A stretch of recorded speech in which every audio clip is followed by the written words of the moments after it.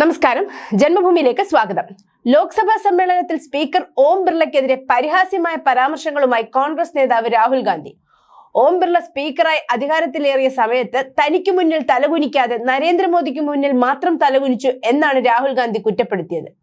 അതേസമയം രാഹുൽ ഗാന്ധിയുടെ ഈ പരാമർശം സഭയിൽ ഭരണപക്ഷത്തിന്റെ ഭാഗത്തു നിന്നും രൂക്ഷമായ പ്രതികരണത്തിന് കാരണമായി. രാഹുൽ ഗാന്ധി സ്പീക്കർ കസേരയുടെ അനാദരവ് കാണിക്കുകയാണെന്ന് കേന്ദ്ര ആഭ്യന്തരമന്ത്രി അമിത് ഷാ കുറ്റപ്പെടുത്തി. നിരവധി വാഗ്വാദങ്ങൾ ഉണ്ടായ തിങ്കളാഴ്ചത്തെ സഭാ സമ്മേളനത്തിലാണ് രാഹുൽ ഗാന്ധി സ്പീക്കറുടെ ആദ്യ ദിനത്തിലെ പെരുമാറ്റത്തെക്കുറിച്ച് പരാമർശിച്ചത്. സ്പീക്കർ സാറിനെ കസേരയിലേക്ക് ആനയിക്കുന്നതിനായി ഞാനും പ്രധാനമന്ത്രിയും താങ്കളെ അനുഗമിച്ചിരുന്നു.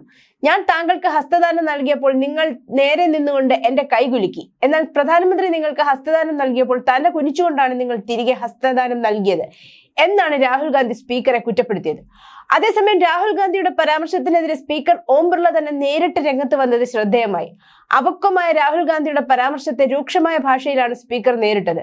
പ്രധാനമന്ത്രി നരേന്ദ്രമോദി ഈ സഭയുടെ നേതാവാണ്. മാത്രമല്ല, മുതിർന്നവരോട് ബഹുമാനം കാണിക്കുന്നതും തലകുനിക്കുന്നതും എന്റെ സംസ്കാരമാണ്. മുതിർന്നവർക്ക് മുന്നിൽ തലകുനിക്കാനും തുല്യരോട് ഹസ്തദാനം നടത്താനുമാണ് എന്റെ സംസ്കാരം എന്നെ പഠിപ്പിച്ചിട്ടുള്ളത് എന്നാണ് സ്പീക്കർ ഓം ബിർള രാഹുൽ ഗാന്ധിക്ക് മറുപടി നൽകിയത്. രാഹുൽ ഗാന്ധിയുടെ പരാമർശത്തിന് സ്പീക്കർ ഓം ബിർള നൽകിയ മറുപടി സഭയിലെ NDA MP-മാർ കയ്യടിയോടെയാണ് സ്വീകരിച്ചത്. 10 വർഷം പ്രതിപക്ഷത്തിരുന്നിട്ടും രാഹുൽ ഗാന്ധിക്ക് ഒരു തരത്തിലുള്ള പക്വതയും വന്നിട്ടില്ല എന്നാണ് അദ്ദേഹത്തിന്റെ പരാമർശത്തിൽ നിന്നും വ്യക്തമാകുന്നത്. ഒന്നുമില്ലായ്മയിൽ നിന്നും സ്വന്തം പ്രയത്നത്താൽ ഉയർന്നു വന്ന ഇന്ന് ലോക രാജ്യങ്ങളുടെ ഇടയിൽ മുഴുവൻ ആരാധ്യനായ നരേന്ദ്രമോദിയോട് ഏതൊരാൾക്കും ആരാധന തോന്നുക സ്വാഭാവികം മാത്രമാണ്.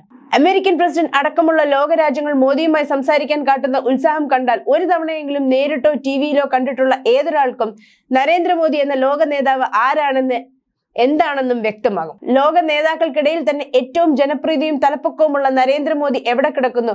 നെഹ്റു കുടുംബത്തിൽ ജനിച്ചു എന്ന ഒറ്റ കാരണം കൊണ്ട് മാത്രം അധികാരമോഹവുമായി നടക്കുന്ന രാഹുൽ ഗാന്ധി എവിടെ കിടക്കുന്നു എന്ന ചോദ്യവും പ്രസക്തമാണ്. മോദിയെ താരതമ്യപ്പെടുത്തുമ്പോൾ എന്നെ നിങ്ങൾ ബഹുമാനിച്ചില്ല എന്ന് രാഹുൽ ഗാന്ധി പരിഹാസ്യമാകും വിധം കരയുമ്പോൾ ബഹുമാനിക്കത്തക്ക എന്താണ് നിങ്ങൾക്ക് കൈമുതലായി ഉള്ളത് എന്നും കൂടി സ്വയം ഒന്ന് ചോദിക്കുന്നത് നല്ലതായിരിക്കും. News desk, Janmabhumi.